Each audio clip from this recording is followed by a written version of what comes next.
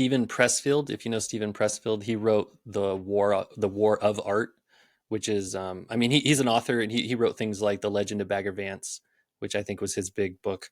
But then he writes a lot about writing, and he has these ideas about the ego and the ego's role in the creative process, which makes a lot of sense to me.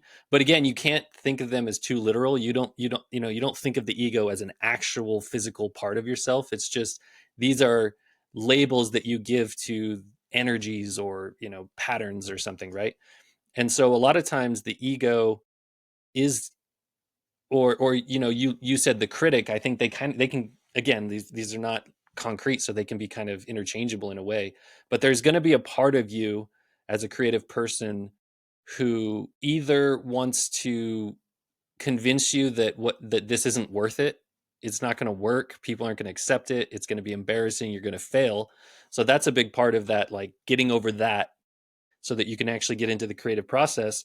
But then even once you get into the creative process, that same critic or ego, or this scaredy cat part of yourself could try to take control of the actual creative process, because again, they don't want to be embarrassed, they want to make sure it's perfect.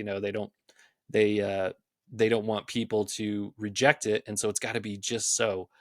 And in the way that I think about that is that if you sit down trying to be so controlling over a piece of art or a piece of writing or music or whatever it is, if you're trying so hard, you're not going to surprise yourself. You're not, it's not going to bubble up from the unconscious or come up from some place that you don't, it surprises you and shocks you.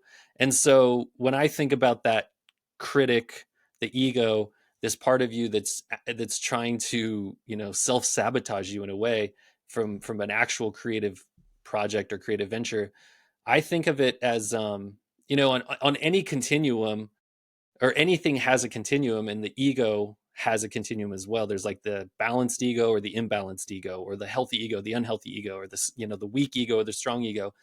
And so you need that part of yourself, in a sense, if you're really going to take the creative act serious.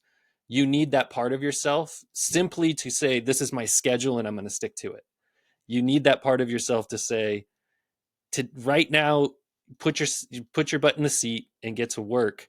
But that's the job of that part of yourself, is just to put yourself there, and to keep yourself there. But as far as what's appearing on the screen as you move your fingers, that part of you almost needs to step out of the way and just like, no, you fulfilled your role, thank you. You can be grateful for it, you can appreciate it, and you're doing a good job fulfilling that part of it. But as far as the actual creative act, you got to step out of the way. And so I guess I think about it that way. Right, right, right. Yeah. Well,